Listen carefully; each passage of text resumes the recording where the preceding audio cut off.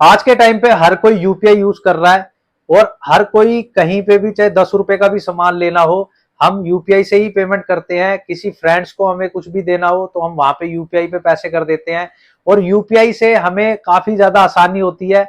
1 second में हम किसी को भी पेमेंट कर देते हैं। बट क्या आपको पता है कि यूपीआई ट्रांजेक्शन अगर आप ज्यादा कर लेते हो साल के अंदर तो आपको इनकम टैक्स का नोटिस भी आ सकता है। तो यहाँ पे कुछ लोग ऐसे समझते होंगे कि यार हमने तो 4-5 साल हो गए यूपीआई यूज करते हुए और हमने काफी ज्यादा बिग अमाउंट भी ट्रांजेक्शन कर लिया, पर अभी तक हमारे पास इनकम टैक्स का कोई भी नोटिस नहीं आया।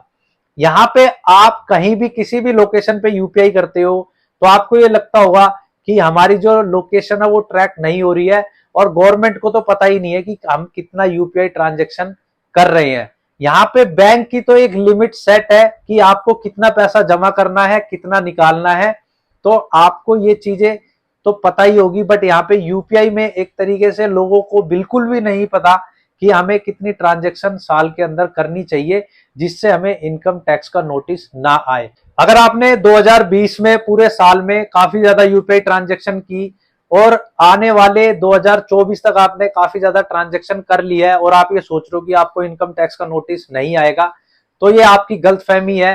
देखो, इनकम टैक्स का नोटिस आने वाले 8 साल के अंदर कभी भी आ सकता है, क्योंकि वहां पर पूरी नजर रहती है इनकम टैक्स डिपार्टमेंट वालों की कि कौन सा बंदा कितनी ट्रांजेक्शन कर रहा है और किस पर्पस के लिए कर रहा है। पर यहाँ पर ये जो ट्रैकिंग होती है वो आपके पैन कार्ड से होती है कि आपको इनकम टैक्स का नोटिस ना आए तो आपको किन सावधानियों का ध्यान रखना चाहिए, आपको क्या नहीं करना चाहिए और कितना पैसा आपको यूज करना चाहिए।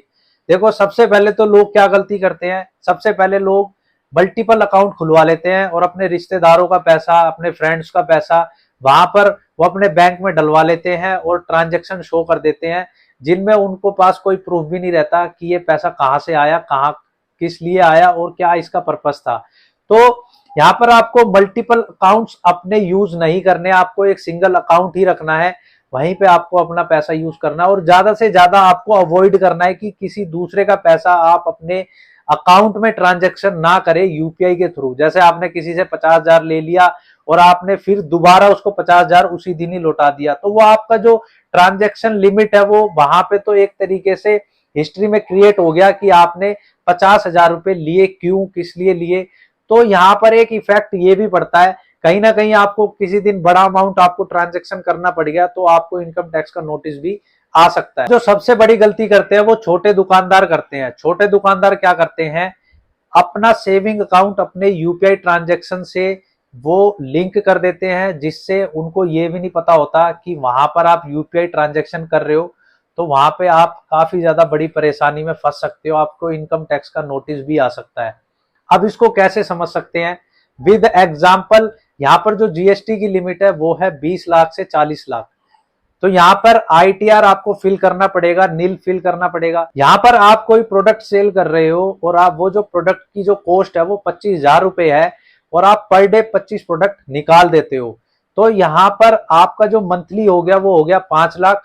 अगर हम ईयरली की बात करें, अब 60 लाख हो गया तो टैक्स डिपार्टमेंट ये सोचेगा कि इन्होंने जो जीएसटी की लिमिट है वो क्रॉस कर दी है और ये नील भी फिल नहीं कर रहे।